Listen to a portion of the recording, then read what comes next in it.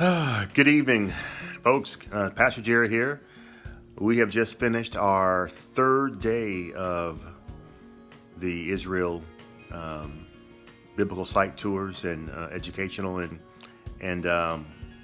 it was just awesome today.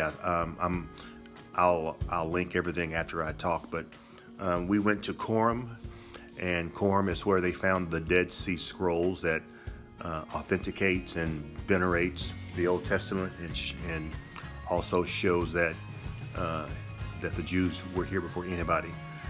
And we went from there to Jericho, and we also went to the Jordan River, and I don't think anyone got baptized there, but we had a Bible study there.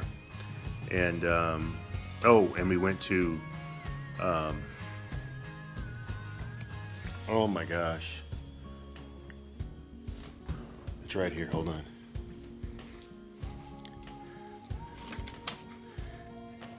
We went to En Gedi. En Gedi, and that is where Saul was chasing and trying to kill David. And that was awesome. And you'll see some great shots from that too. But had a great time again, and just enjoying it. And once again, if you are or were a part of this whole process of sowing into this financially and or praying for me, thank you so much. I'm learning so much. Also, just to remind you guys, if you're watching this on YouTube or on Facebook, please go ahead and subscribe to my YouTube channel, and so I can do more of these, and it can really affect more people's lives. So just go ahead and push these subscribe button. And what else is going on? But yes, it was a great day. So now we're in Galilee. I have my window is facing the Sea of Galilee. So tomorrow morning when I get up, I'll be looking at the Sea of Galilee. So many things happening. So we'll be here for a few days, and so I'm excited about that. So, but everything is going great. Everything's going awesome. I'm really enjoying it. Hopefully one day you guys can come join us. Actually, we're gonna be having or leading an Israel tour, biblical tour, next year. So start saving your money. Anyway, all is good. I'm gonna relax now. We have a long day tomorrow, and we're doing a whole lot. So I'll take video. I'll keep shooting stuff for you guys. Hope you're enjoying it, and have a great evening. And we'll see you guys soon. Bye bye.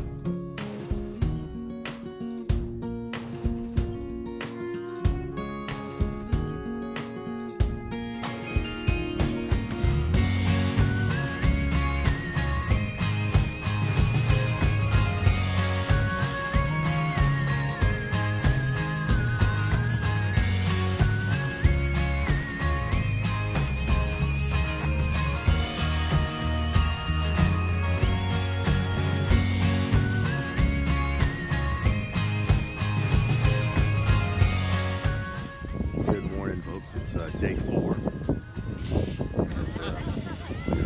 We're at the beach in the morning, getting ready to go on our 4th day of adventure.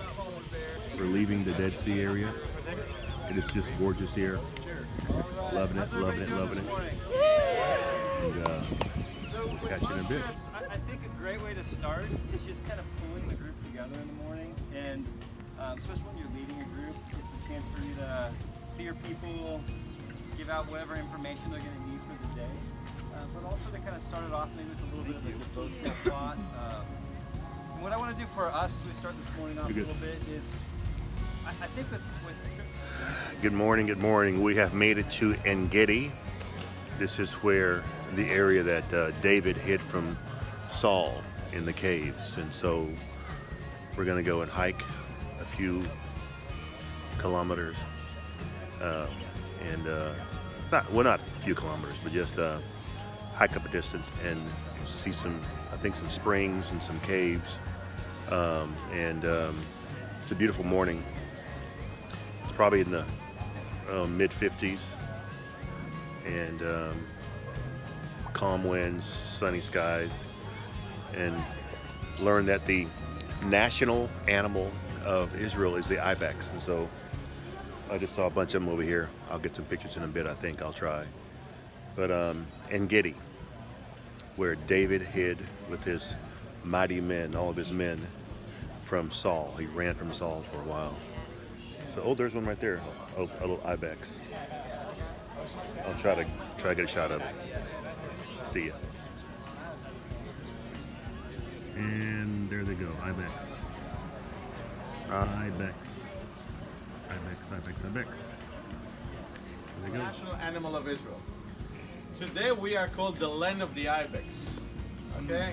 The highest number of ibex per square mile, per square kilometer, you will find here in the land of Israel. Very strong feet, climb steep mountains. Masada, ibex can climb like easily on the cliff, not through the snake pit, on the cliff. Okay?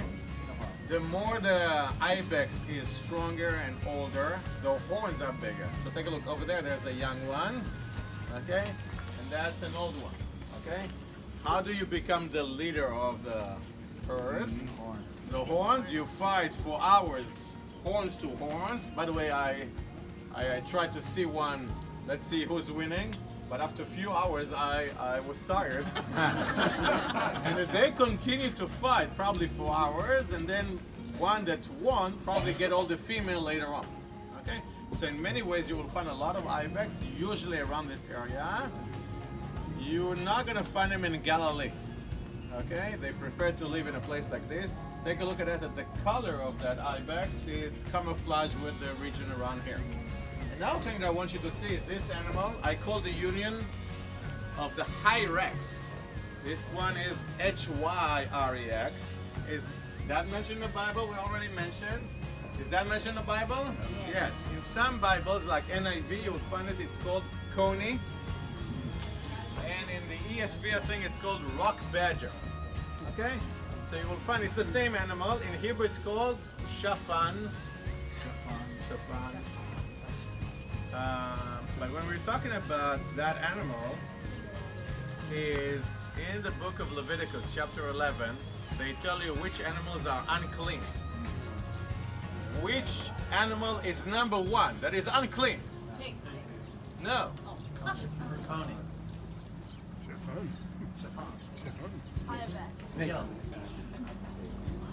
Camel. Camel. Jaron Magnumbar.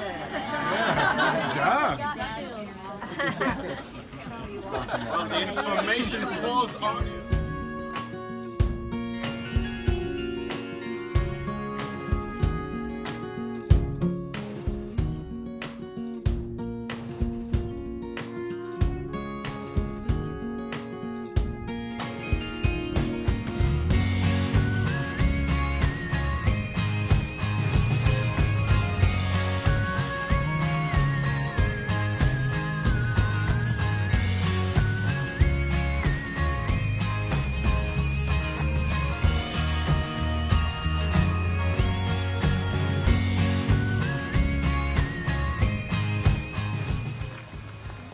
Coney Hyrex. That is so cool. You guys with the union? I call the union. They charge more in the summer.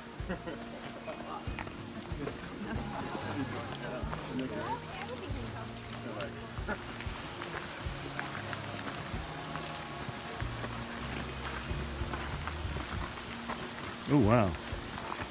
Yeah, isn't that gorgeous? Even better, isn't it? Man. Isn't it great?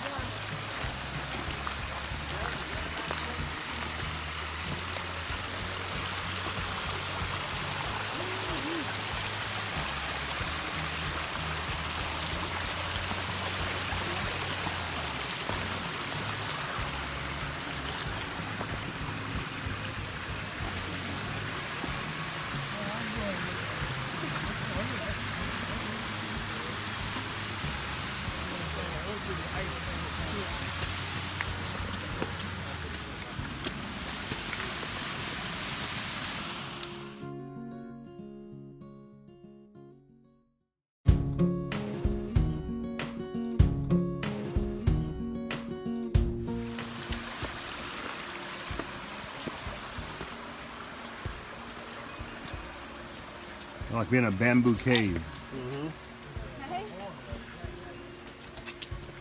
This would be a sweet haunted house.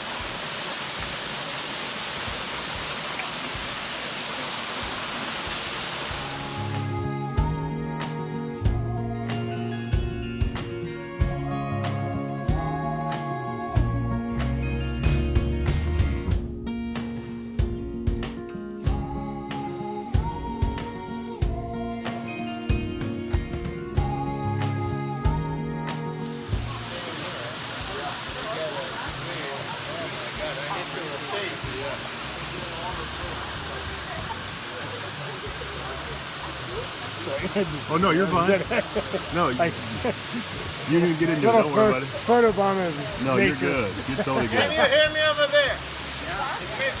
Different places and ways, the descriptions become what is physically there, and life revolves around that. Therefore, it's an easy understanding because it's so real to daily life, with a continual correlation between the physical existence of the Jewish people and their relationship to God. He chooses to describe them together. Scripture tells us, it reflects this continually. Psalm 63:1. O God, you are my God. Early will I seek you. My soul thirsts for you in a dry and thirsty land where there is no water. The Message says it this way: God, you are my God. I can't get enough of you.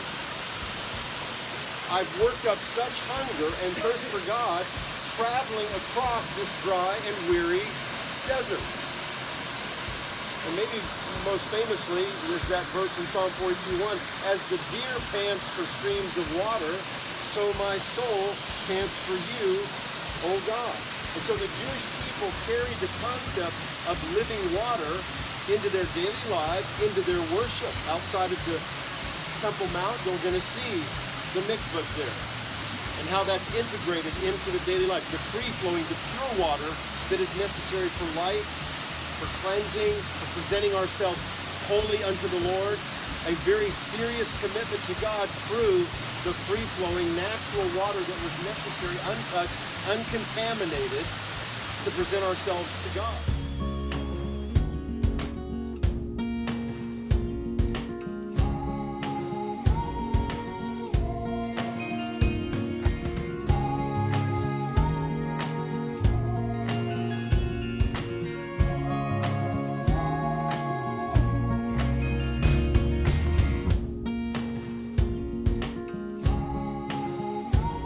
That is the Dead Sea right there. That's it.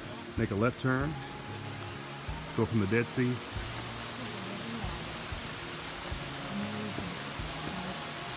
To living water right here. The Mein Chaim.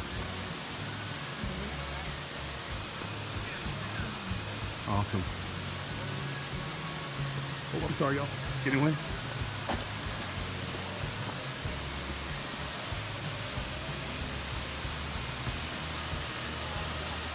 This is En-Gedi,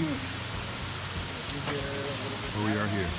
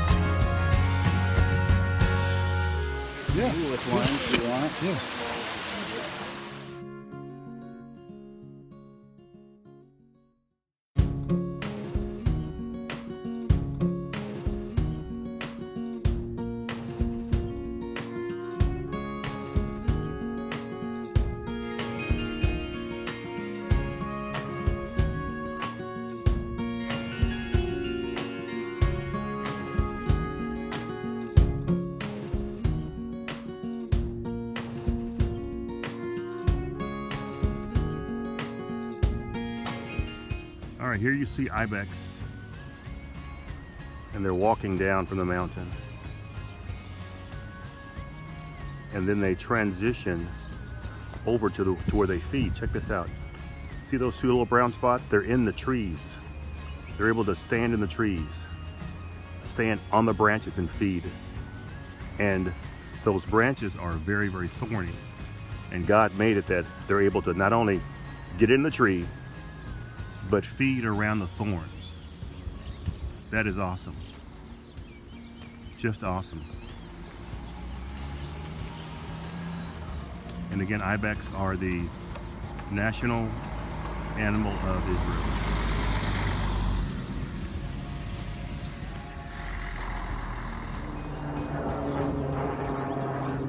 One last shot, there you go. One on the ground, two in the tree, and there's one right there, bedded. Pretty cool. Okay, we're leaving En Gedi now, the place where Saul chased David, and we're going to the Promised Land. So this is awesome. Just awesome. There's our bus. By the way, if and when you come here with GTI tours like I did, everything is so top notch. I mean, this bus is beautiful. It's a brand new, it's a Mercedes bus, and it's beautiful, clean, air conditioned, heated, has chargers, phone chargers in the seat. It's pretty awesome. There we go.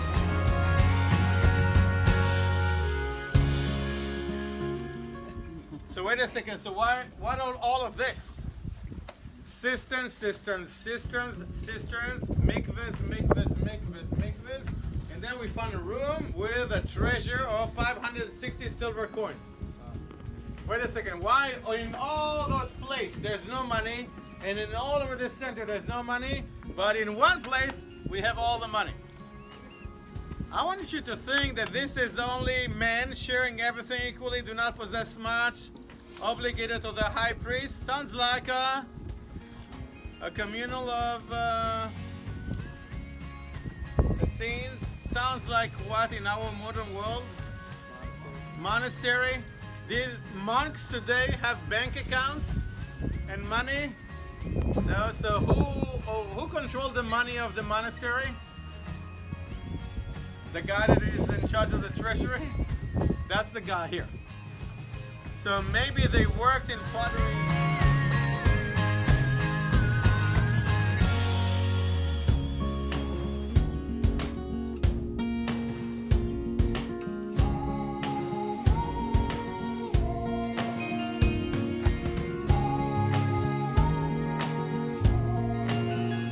The other group, usually I don't mind. I sharpen my elbows and I push people and conquer the land. But they are GTI groups, so we love them. But one thing I can show you. One, do you see the room where they were sitting? This is the dining room. Okay, the refectory, the place where they had dinner together. When I was a student, when I was young, like yesterday, but Professor Eschel said, okay, let's see how many people can bring their lunch, sit on the floor and eat. 78. So wait a second. You mean the whole group of the Essenes that everybody mentioned, there are 40 people that can live in a cave, or 78 people that can sit in the dining room? Question mark? Then they found here, do you see where Joey is? Joey, raise your hand. Point to that plaque. We found the kitchen. We found 200 plates over there. Ah, So how many people lived here? Robin, how many plates do you have in the house? All the size. Big ones, small ones, for bowls for soup, all the plates. How many? Oh, I don't know, 12, 36 maybe. 36. How many people live in the house? Two. Then, by the way, I have more than 100 plates. 3 people. Do you know, based on the number of plates, how many people are here? Do I have still big question mark? How many Essenes were here? So someone said, I live in a kibbutz. We have shifts for lunch. Maybe they had it here. Okay, maybe. Then we went to the cemetery over there and we found bones of people. Some of them go 150 BC and some to 60, 68, 80. So in 200 years we found bones of only few, and some of them are women and children. How could it be? We just talked about only men. How come we have women? And by the way, how could it be that in 200 years we have only few? And by the way, another question, if those are only men, how for 200 years? Unless we think like monastery, someone died here and they recruited new members. If you come here and you come from a priesthood family, it means your father is a priest. It means you could be a Sadducee in the city and work in the temple. Like Zechariah was a priest in the temple, so his son John could be also a priest that work in the temple. Now, that's sometimes a stretch interpretation. But John is from a priesthood family. He came to live in the desert. He had a camel hair, no? And he ate locusts and honey. And he lived in a very simple lifestyle. And then he emphasized the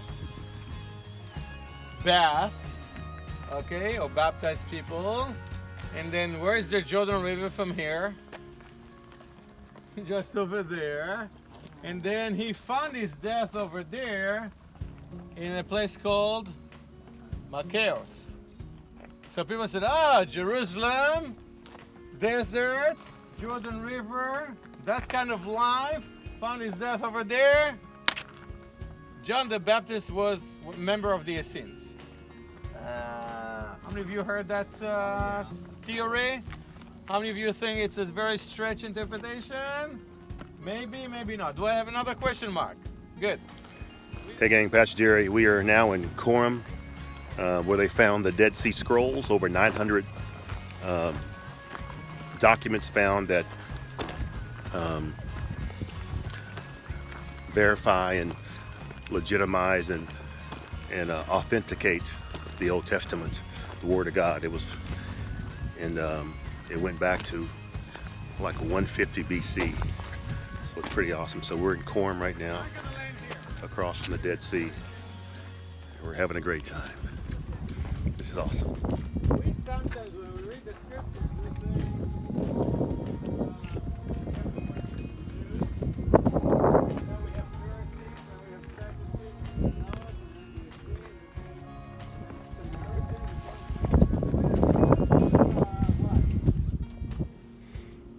Hey ELC family, Pastor Jerry here. We're on our 4th day of tours here, and right now we're in Qumran, right across from the Dead Sea, which is right there. And it's been awesome. So once again, thank you guys for allowing me to go here and just become a better pastor, a better person, a better Christian, and even more passionate about Christ before I left. Just learning so much, and I was telling someone I had a lot of information, but this gives me a revelation on my information. And Qumran is important because this is where they found the Dead Sea Scrolls. Over 900 scrolls were found that validate and authenticate the Old Testament. Everything from Isaiah to Genesis to everything was found here in the Dead Sea area. And it's called Qumran, and they had 11 caves here, and in those 11 caves were found the Dead Sea Scrolls. So we're here. I'm having a great time.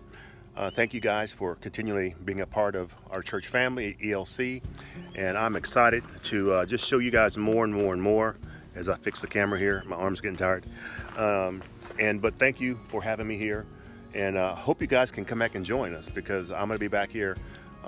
You'll get this on Saturday and Sunday night, and I'll be home, I think on Sunday or Monday on the 13th. But I'm going to plan a tour for our church family for next year and the year after, because I think it's so important for us to grow as Christians. And this is one way of us growing in Christ, by knowing where Christ walked, knowing how Christ lived, and knowing how the Bible is put together, and how God has really blessed us to be a part of his church family, because he did all this for us. All right, I'll see you guys when I get back home. Be blessed, and we'll see you soon. See ya.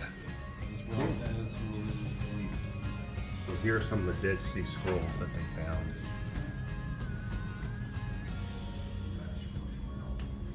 Over in Qumran. We're in the museum here.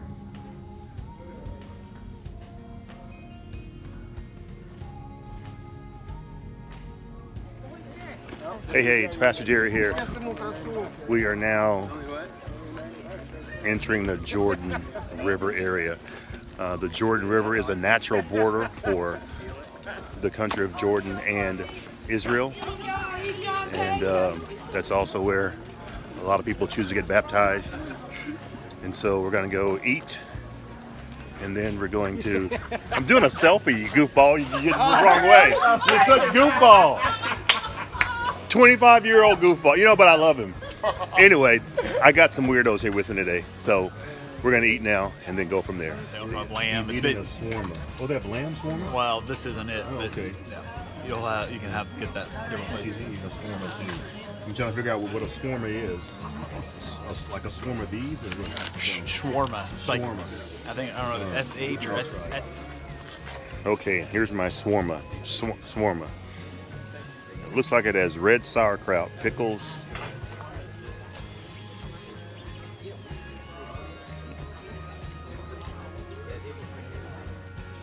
lettuce. There's something else I can't figure out. All right, we'll see what happens. Okay, the shawarma was so good, I'm getting a second one. It's just different. It's lettuce, pickle, sauerkraut, and either chicken or lamb in a pita. And it's good. It's really good. So it's like a, In-N-Out cheeseburger, but it's good. Jordanian side right there. And you have Jordanian salt on the other side. So you're right on the boundary of Jordan and Israel. So for those of you not going to Jordan, going across, just make sure you take your passport with you. And you can be on the Jordanian side. Now, just to give some perspective, we're in a spot where the children of Israel entered into the land. There's a reason why we've come here. It's not for this, but it's because of the teaching we want to do. And part of it is understanding just the river. Now, the river's been tamed. Remember, we use a lot more water now than they used to in the time of Jesus and before. And they've dammed up the river so that the water doesn't come down. When you guys get time and you walk down below, basically the height of this right here that we're looking at, in 2000, the water level reached up to here at one point. When in Jericho, Where did somebody not touch? right there. What do you call them? Are you serious? Jerichites? You're right. When in This is Jericho, called do it. kanafa? No, What's it called? It's camel. Camel hair? no. Yeah. Very sweet. It's a tough day. Here, for try it. it. It's called what now? Just I don't go know. up and fight it in Yeah, the I'm table. not sure. You'll find it. Yeah, okay. What's it? Halva. Sesame noodles. Sesame with a All right, halva. halva. We are in the town of Jericho, and that is called Mount Temptation, supposedly where the area where Jesus was tempted. Because over that mountain is the wilderness where he went for 40 days and 40 nights. So we're heading back to the bus. There's a camel on the side of the road, something you don't see every day in Las Vegas. And we're gonna go to Galilee now. Yeah, I got another bag. And there's the camel. Hey, Pastor Jerry here. We just got into Galilee. And we are staying in a kibbutz. A kibbutz. I guess it's kind of like a small little house, kind of almost thingamajigger. See, and so we got a microwave, we got a door, fridge, a linen closet, and let me check out my bathroom here. Nice. Nice big shower. Got a closet here. Ooh. Oh, it flows through. That's cool. Nice sink. Mirror. Very nice. And then let's look at, have a sliding glass door. And I think this opens up to, oh nice. Those lights, if you look, well you can't see it, but that's the Sea of Galilee. Wow, that's awesome. Let's see here. Yeah, that's the Sea of Galilee, so I could walk out in the morning and I'll be looking at the Sea of Galilee. So I'll show you guys, I'll show you that tomorrow morning when I get up. So, awesome. Awesome, awesome, awesome. All right, well, I'll be talking to you guys a little later on. I'll share my day with you, and I'm gonna go and kind of chill. See you in a bit.